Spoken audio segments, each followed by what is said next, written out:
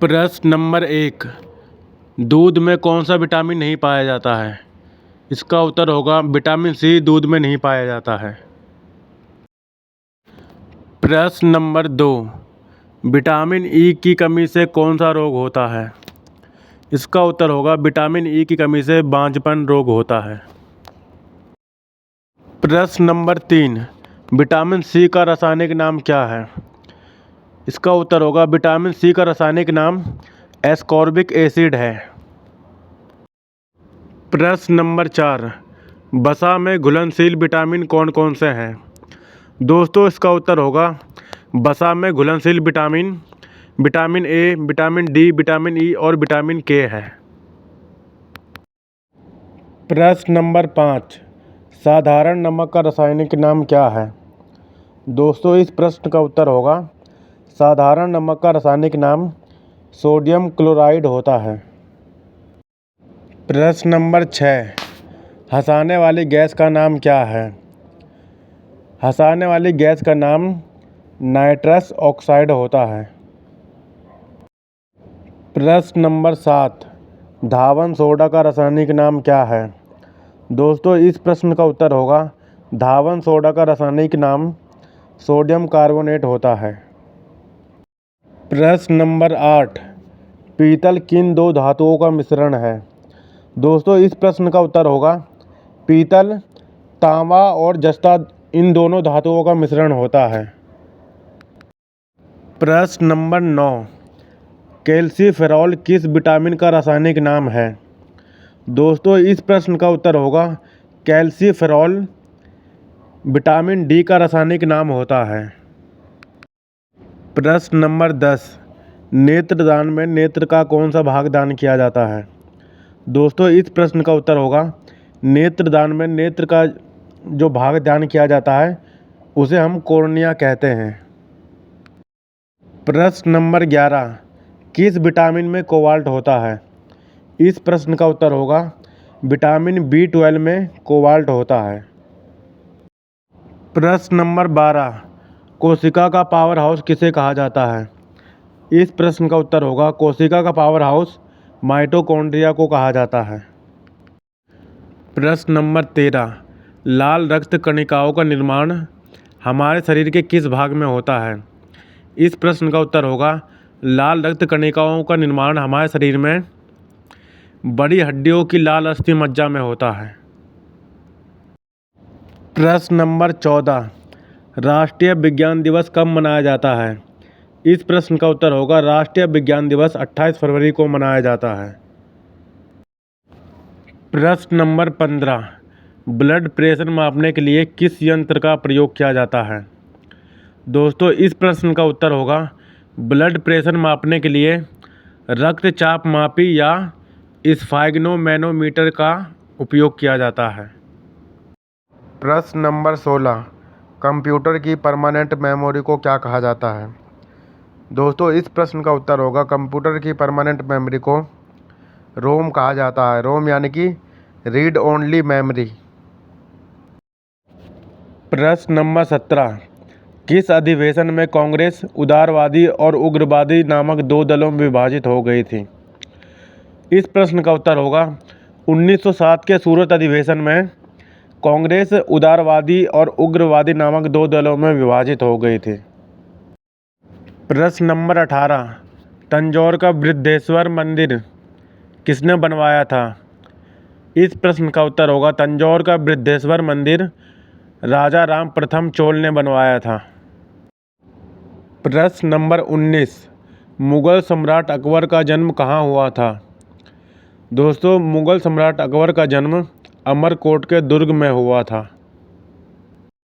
प्रश्न नंबर 20। संसद के दोनों सदनों की संयुक्त बैठक की अध्यक्षता कौन करता है? दोस्तों, इस प्रश्न का उत्तर होगा संसद के दोनों सदनों की संयुक्त बैठक की अध्यक्षता लोकसभा के अध्यक्ष करते हैं। प्रश्न नंबर 21। भारत का सबसे बड़ा महाद्वीप कौन सा है? दोस्तों, इस प्रश्न का उत्तर होगा भारत का सबसे बड़ा महाद्वीप एशिया महाद्वीप है। प्रश्न नंबर 22। हैदराबाद किस नदी के किनारे बसा है? इस प्रश्न का उत्तर होगा हैदराबाद मूसी नदी के किनारे बसा हुआ है। प्रश्न नंबर 23, क्षेत्रफल के अनुसार विश्व का सबसे बड़ा देश कौन सा है? इस प्रश्न का उत्तर होगा क्षेत्रफल के अनुसार विश्व का सबसे बड़ा देश वेटिकन सिटी है।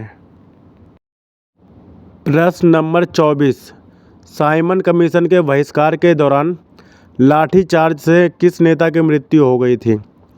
दोस्तों, इस प्रश्न का उत्तर होगा साइमन कमीशन के बहिष्कार के दौरान लाठीचार्ज से लाला लाजपत राय की मृत्यु हो गई थी।